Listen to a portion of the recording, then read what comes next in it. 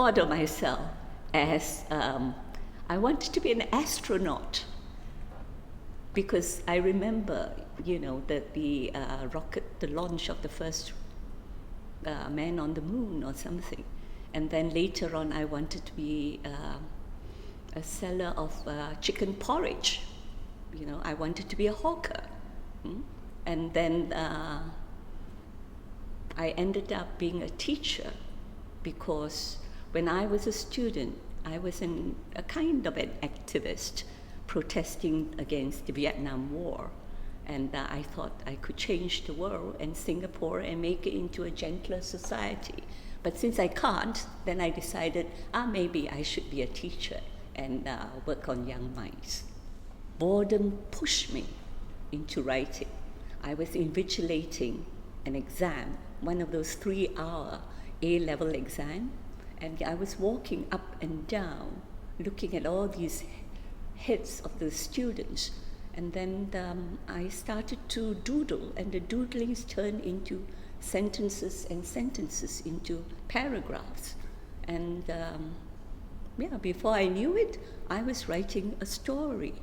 And then I worked on it secretly without telling anybody.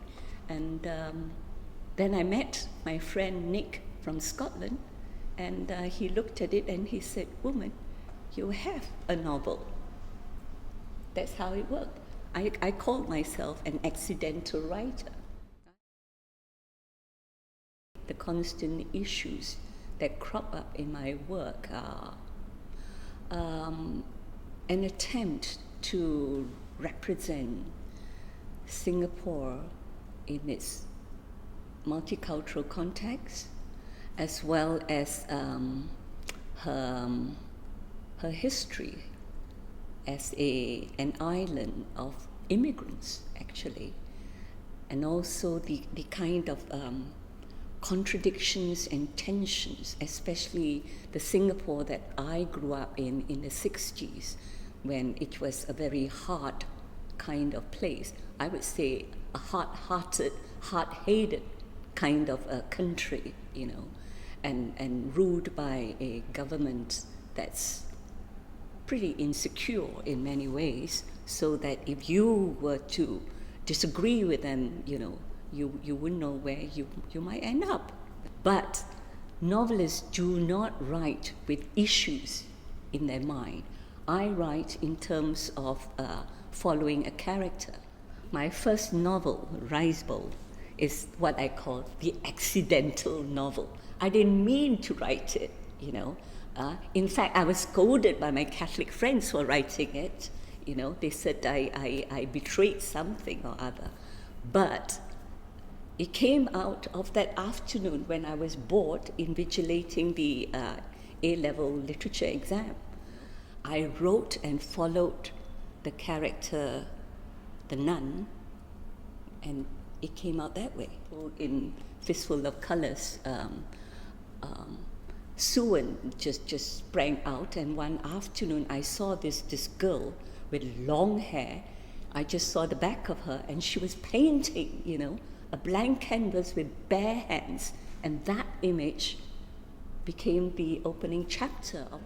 Well, my fourth novel, A Bit of Earth, is actually a reaction, to all these responses and reactions to Fistful of Colors, when people started labeling me as feminist writers. So I thought, I should write something, central character, male.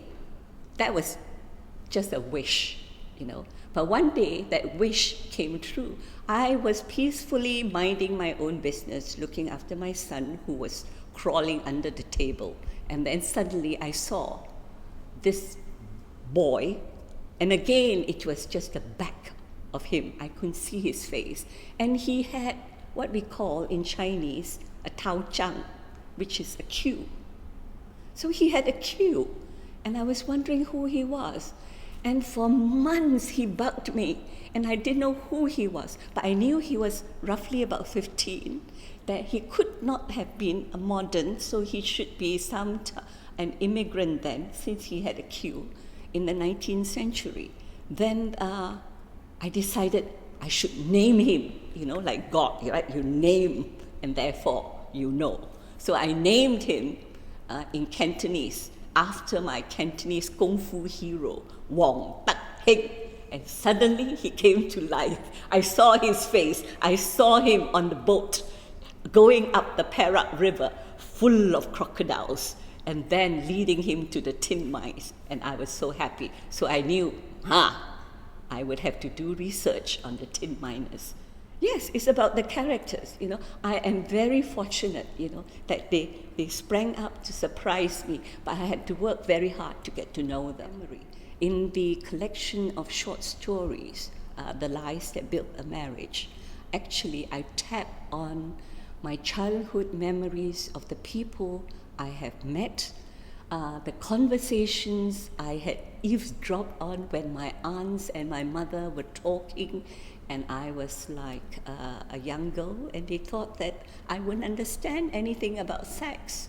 So I was very quiet, reading Enid Blyton and eavesdropping, So these were the memories that came back. And so, like, for example, the story of the man who was dressed in his wife's sarong, and sarong kabaya, that was a true story from Penang.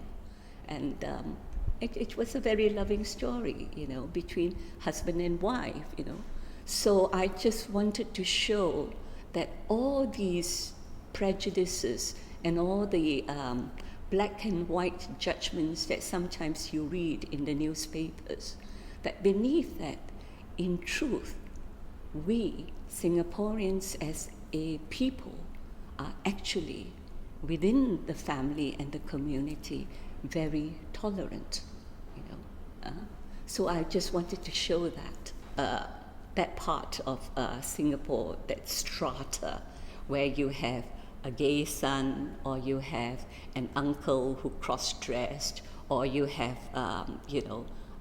lesbian aunt, that a strata that we do not talk about generally, I decided to write about it so that these people have a voice, a representation. If we do not see ourselves in print, in books, in the imagination of writers and artists, then as a people, we do not exist. Because we do not, as a people, exist in our grand buildings like Marina Bay Sands. Well, I got my inspiration for my new novel, The River's Song, through reading some newspaper accounts of the river, in which the story went in such a way that the top civil servant in charge of cleaning up the river said, "Oh no, we didn't face that many problems. In fact, there were very few problems." And I, as an individual, couldn't believe that. I mean, you evict more than 4,000 hawkers, 5,000 squatters, and there were very few problems. Of course, the civil servant, the top people, the elite, wouldn't face that many problems, But if I were the hawker evicted, I would face a lot of problems. So I decided to do some research. So I went to the, the Heritage Center, where they had those tapes, and I listened to the stories told by the boatmen who were evicted, the builders of boats and so on. And they were in Chinese dialects, like an old Teochew or old Hokkien. So I couldn't actually transcribe very much. But what I heard when I listened to them, I thought there was a suppressed sorrow. And so that got me thinking. I do look at the more the feelings of loss, of separation, of love and betrayal, that we feel, because I think in terms of the whole body of Singapore writing, maybe if you examine the earlier stories, we haven't really delved into the human heart deeply, some of the darker areas, or the guilt that we feel when we are just a bystander while others go to prison. I can only talk with some degree of knowledge about Southeast Asian literature in English, and that covers the works produced in Singapore, Malaysia, and the Philippines. And I think they bring with them a kind of a richness and worldview that's multicultural, that's looking at the history of this region, and also a way of working at the language that would take in, for example, like my novels, the Chinese dialects, Malay, and Mandarin, It's like we're not in cultural ghetto. The writer in Southeast Asia dares to cross into various cultures. So, when I was working in the Ministry of Education, there are these things you can't write about: politics, race, religion, and sex.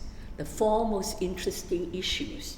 What I did was, whenever I left, every evening when I left the Ministry of Education in Buona Vista, my friend Jeff would give me a lift, and we would drive along the expressway, and the moment the car crossed the Benjamin Shears Bridge, I would forget everything to do with ministry work and the syllabus and everything else. And then I would be writing, thinking about sex, love, politics, and religion. Isn't that a wonderful thing? So, when you have people saying, you can't write about this, you can't write about that, then of course, like a child that's curious, maybe I kind of intuitively drawn to it. It's not my duty to critique any government at all, but it is my duty to write as honestly as I can what I see and what I feel. That's the most important thing, Whether it becomes a critique or not, that's not for me to say. That's for the rest of you to say. No, I'm not a dissident writer at all. I'm a dragonfly. I am water that seeps, that travels here, there, everywhere, And if I discover dirt, I discover dirt. But if I meet the clear sky, I am very happy.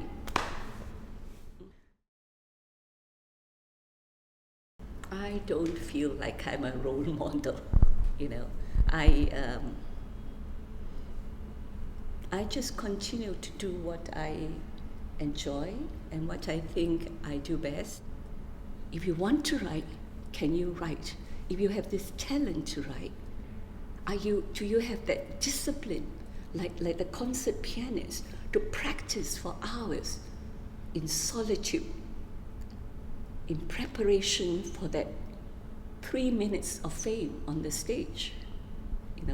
That writing is an art, not the production of a book. It is not a manufacturing process. That perhaps my talent is to write and to observe and to be a chronicler of my society.